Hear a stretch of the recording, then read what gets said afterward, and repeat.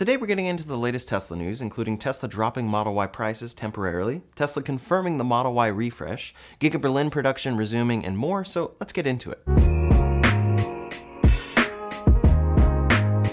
First up today, after a long shutdown, Giga Berlin will soon resume production of the Model Y there. After strife near the Red Sea led to the blockage of a major shipping lane, Tesla braced for delays to critical materials shipments needed to manufacture their cars. While supply chains were disrupted, Tesla announced that production at Giga Berlin would halt from January 29th through February 11th. The plant's manager told the German press that, quote, "The supply chains are intact again, and that it has the necessary security that all necessary production parts are available in sufficient quantities to be able to restart completely. Production has been planned to resume on February 12th. Before its temporary closure, this plant had been performing very well. It had recently increased its total employees to 12,500 and reached a record of producing 6,000 Model Ys a week. That is a major milestone for the company and that factory, and it shows how well things have been growing. Taking a major factory offline will have some impact on their total deliveries, but thankfully for them, it was a short pause. It's a great sign that their supply chain was mended so quickly, and it should mean that Giga Berlin will quickly be able to resume their record-breaking pace." Next up today, we have a number of updates for Tesla's most popular car, the Model Y. The big question on everyone's mind when looking to buy this car is, when is the refresh coming? The refreshed Model 3 is now shipping in the US, and I took delivery of mine last week. Overall, it's a great improvement to the ride quality, road noise, and build quality. Then it brings things like a screen for rear passengers, a sleeker interior, an updated exterior, ventilated seats, and more. It really stands out above the previous Model 3, and once you drive it, the Model Y feels a bit outdated. The Model Y was almost entirely based on the Model 3, so at this point it's clear that Tesla will be upgrading this in the future. Rumors of a Model Y refresh have been in place for a while now, with the code name for this project being Juniper. Rumors said that production would begin in 2024, and it would first come to their Shanghai factory like they did with the Model 3. In addition to this refresh helping keep that car fresh, quote, "As with Project Highland, Project Juniper should deepen Tesla's already massive production cost advantages over the competition." Essentially, we're expecting this car to look like the new Model 3, and renders show exactly what it should look like when it comes out.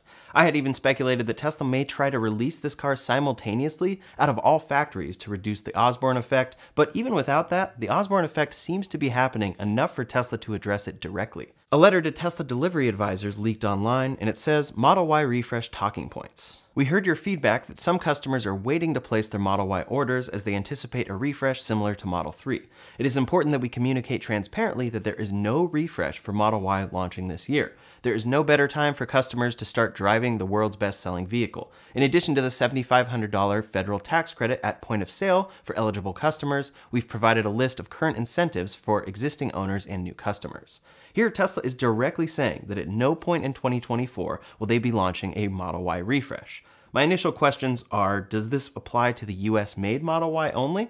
Maybe Model Y Juniper will come out of China later this year. Then, of course, will they stick to this? Maybe they will, but the refresh could come right away in January of 2025. The question then has to do with tax credits, which are always up in the air and in flux.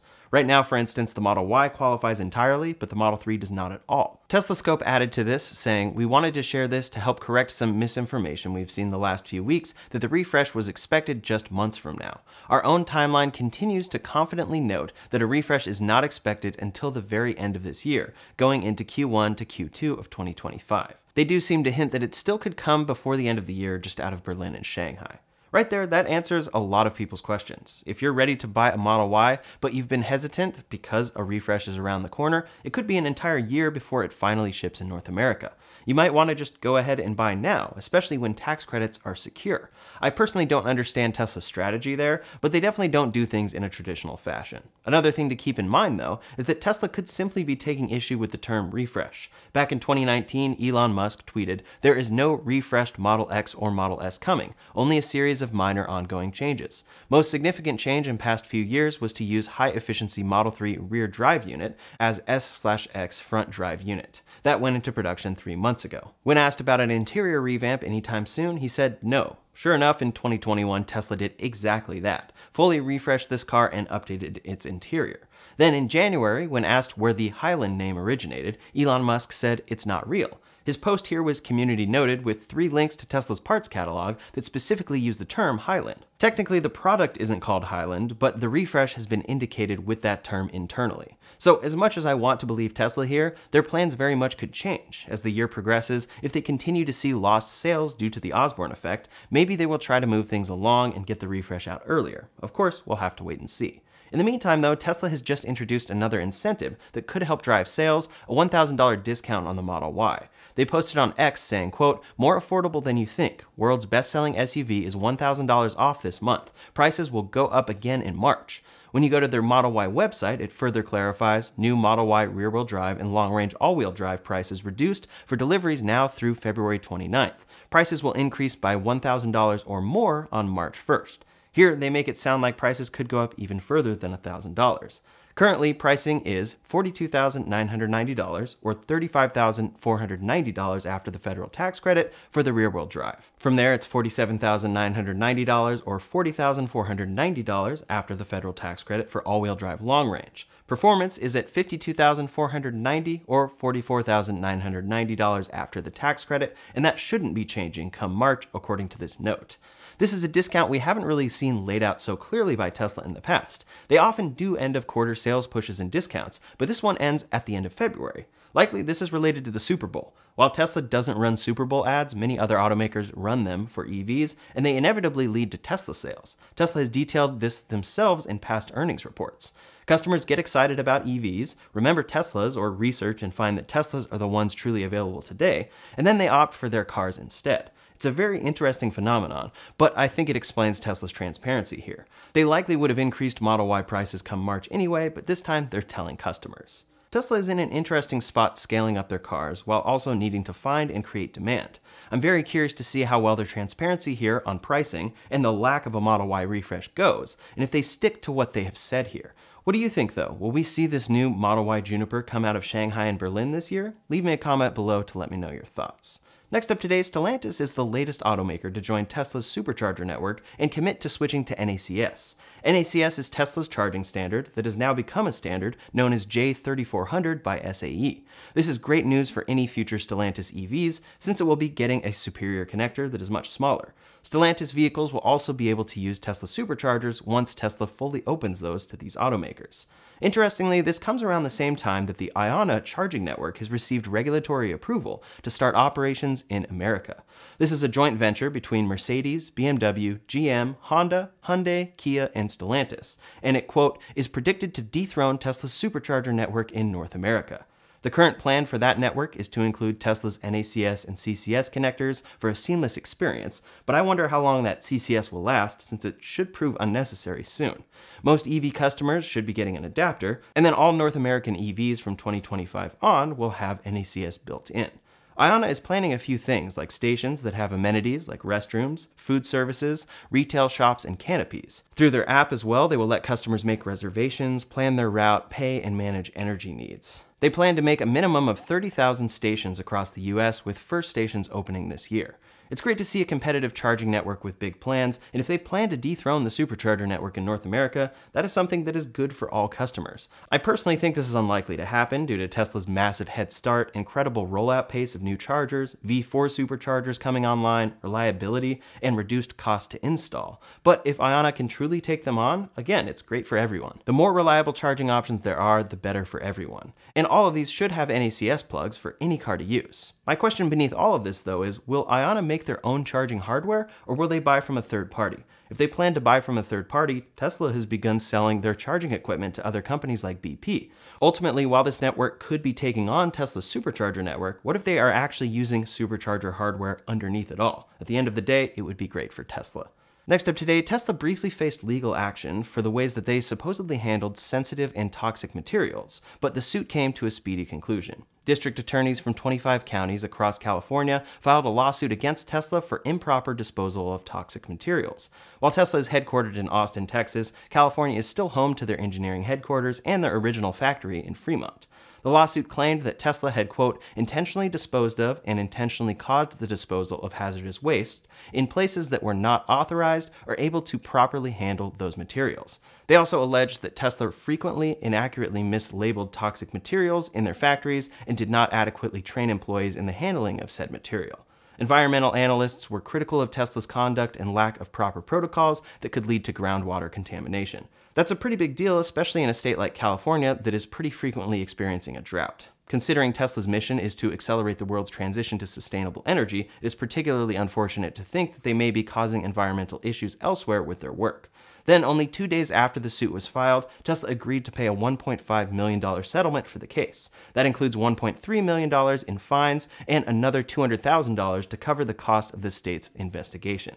As part of the settlement, Tesla will have to train employees on proper material handling and hire a third party to conduct audits of some of their facilities. These facilities will be audited once every year for the next 5 years. The San Francisco District Attorney noted that Tesla cooperated with the investigation and has taken steps to improve their compliance. Electric cars aren't just an improvement over gas-powered cars. They also offer a number of environmental benefits. It's very important, though, that the companies that make them follow the rules and handle the necessary waste with care. It's definitely disappointing to hear that Tesla had these issues, but their willingness to turn around and make the necessary changes is promising. Hopefully, Tesla is able to reverse any of their questionable practices and shift towards a cleaner manufacturing future. Last up today, some updates from other automakers. GM had a very difficult sales year in 2023, and that has caused some backtracking within the company regarding their EV future. Despite slow sales and difficulties stemming from the prolonged UAW strike, GM was able to bring in nearly $10 billion last year. Electric cars did not contribute much to their overall bottom line, however, with the company having only been able to deliver 75,883 BEVs in the US. That equates to just 2.9% of their total volume. On top of those low sales, the company also had to deal with a Chevy Bolt battery recall that set them back about $800 million. Even though their EV sales were up by 93% from 2022, they have abandoned their goal of making 400,000 EVs by mid-2024. Instead, they have announced the return of plug-in hybrids to their lineup.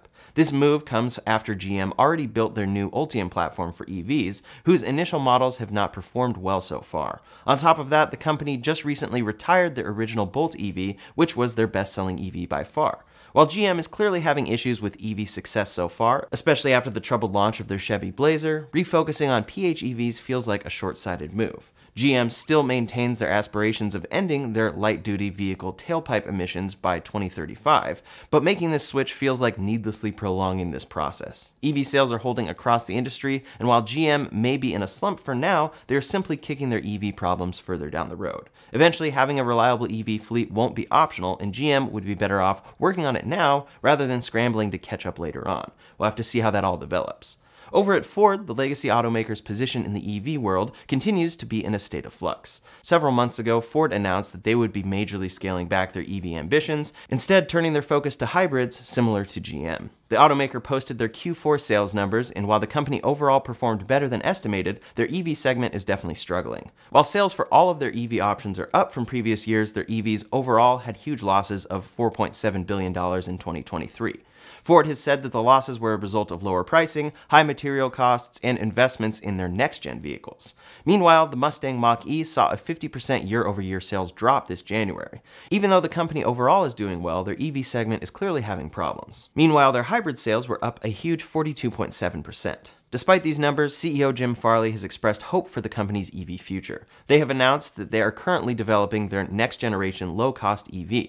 This team has been working secretly for the last 2 years to develop an electric platform to be used on several new vehicles. If Ford can quickly get a truly affordable EV model to market before rivals like Tesla can, that will be a huge moment for the company and its EV division.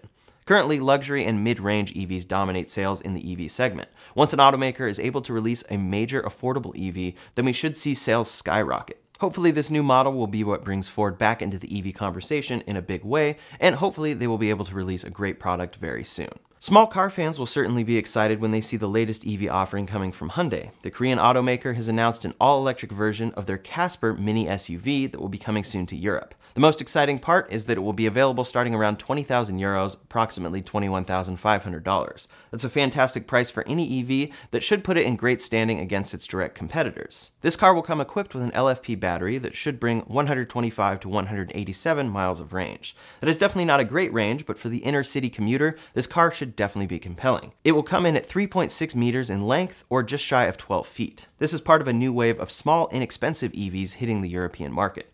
Smaller cars are definitely more popular overseas, and some may be disappointed that it won't be coming to the US, where large SUVs reign supreme. Currently, the US market has a gap for truly affordable EVs, and smaller commuter cars may be an attractive option for some drivers in the future. Porsche has just announced that the 2025 update of their electric Taycan will bring some pretty impressive improvements. The company has been testing the updated model for the last few months and have unveiled a version that brings tons of improvements across the board. For performance, the 2025 Taycan's 0 to 60 sped up to an impressive 4.5 seconds, 0.6 seconds faster than the previous version. They have also added a new push-to-pass feature that gives the car a temporary power boost up to 70 kilowatts, bringing the horsepower output to 938 on the top model. With the addition of its new rear axle motor, that makes this car the most powerful vehicle Porsche has ever made. At 800-volt DC fast chargers, the new Taycan can charge up to 320 kilowatts, a 50 kilowatt improvement. They have also added a special converter inside that will allow for more optimized charging speeds on 400-volt networks, and its new 105 kilowatt-hour battery can charge from 10 to 80% in just 18 minutes in ideal conditions. The car's design and interior has also seen plenty of improvements. It features a sportier design, futuristic light strips, and updated infotainment and instrument clusters. Apple CarPlay is more deeply integrated into the software, as well as tons of new standard features. Those include lane change assist, Porsche's intelligent range manager, a new cooling system, and more. This car is available to order now, although it does come in with a steep price tag. It starts at $99,400 and goes all the way up to $211,700 for the highest turbo trim. This is undeniably a luxury car, but it's always cool to see innovation happening at the highest end of the EV space. That's all the latest Tesla news for today, so in the meantime, if you want to see the latest for the Cybertruck, you can check out that video linked up here or in the description below. Thanks so much for watching, and I'll see you on the next one.